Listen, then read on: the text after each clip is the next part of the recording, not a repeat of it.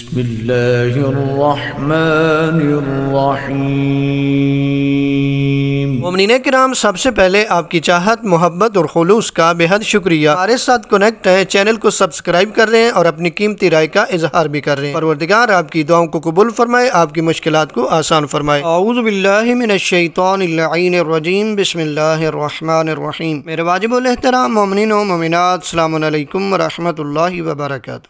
مومنین کرام، آج جو ہم آپ کو وظیفہ دینے جا رہے ہیں، اگر کہا جائے کہ یہ وظیفہ رزق کا خزانہ ہے تو غلط نہیں ہوگا۔ ایسا وظیفہ ہے جو رزق کے دروازے کھول دے گا، مالی پریشانی کا خاتمہ ہو جائے گا، غربت کے دروازے بند ہو جائیں گے، اتنا رزق کے دوسروں میں بانٹتے پھریں گے، محتاجوں مسکینوں کو دیں پھر بھی ختم نہ ہوگا۔ میں نے اتنا بڑا دعویٰ کیوں کیا؟ کیونکہ قول معصوم ہے کہ یہ عمل کریں گے تو رزق وسیع ملے گا اور ساتھ ساتھ آپ کی حاجات پوری ہوں گی۔ ویسے بھی ماہ ذوالقعدہ ہے، علماء فرماتے ہیں کہ اس مہینے میں رزق کی تنگی دور ہونے کی دعا کریں، خدا قبول فرماتا ہے۔ بڑھتے ہیں وظیفے کی طرف۔ امیر المومنین علی ابن ابی طالب علیہ السلام فرماتے ہیں کہ جو شخص بیک وقت 180 مرتبہ یعنی 180 ٹائم سورہ القارعہ کی تلاوت کرے گا تو اس کی حاجات پوری ہوں گی، اور جو شخص اس سورہ کو لکھ کر اپنے پاس رکھے گا اس کی روزی وسیع ہوگی۔ یعنی مولا امیر فرماتے ہیں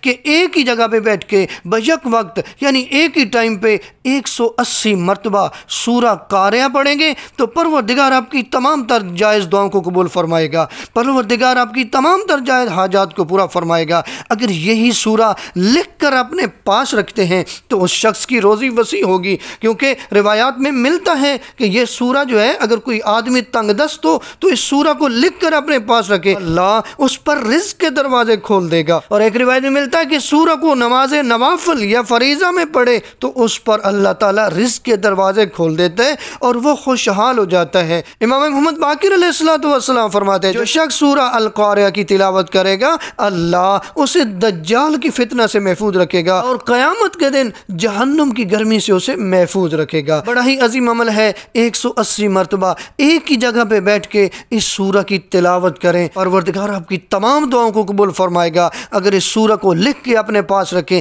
تو پروردگار آپ پہ رزق کے دروازے کھول دے گا۔ اب ذرا اس سورہ کو پڑھ لیتے ہیں۔ بسم اللہ الرحمن الرحیم۔ القارعۃ ما القارعۃ وما ادراک ما القارعۃ یوم یکون الناس کالفراش المبثوث وتکون الجبال کالعہن المنفوش فاما من ثقلت موازینہ فهو فی عیشۃ راضیہ واما من خفت موازینہ فامہ ہاویہ ما ادراک ما ہی نار حامیہ۔ خداوند متعال فرما رہے کھڑکھڑانے والی کیا ہے؟ وہ کھڑکھڑانے والی، اور آپ کیا جانتے ہیں کہ وہ کھڑکھڑانے والی کیا ہے؟ جس دن تمام لوگ منتشر پروانوں کی طرح ہوں گے اور پہاڑ دنیا روئی کی مانند ہو جائیں گے، پس جس کا پلڑا بھاری رہے گا تو وہ دل پسند زندگی میں ہوگا، جس کا پلڑا ہلکا ہوگا ان کا ٹھکانہ گہرا گڑا ہوگا۔ اور آپ کیا جانیں کہ وہ حاویہ کیا ہے؟ وہ بھڑکتی ہوئی آگ ہے۔ مومنین کرام، پروردگار نے فرما دیا الذی خلق الموت والحیات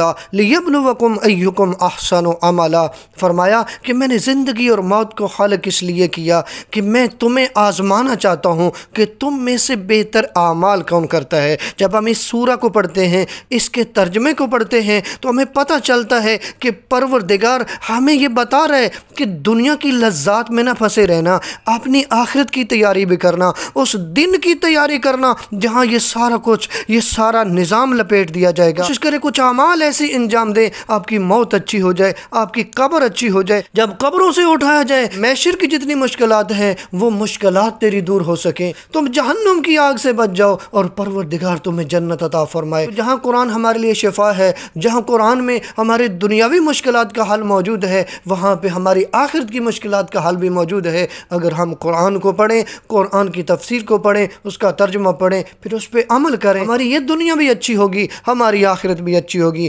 پروردگار ہماری دعاؤں کو قبول فرمائے۔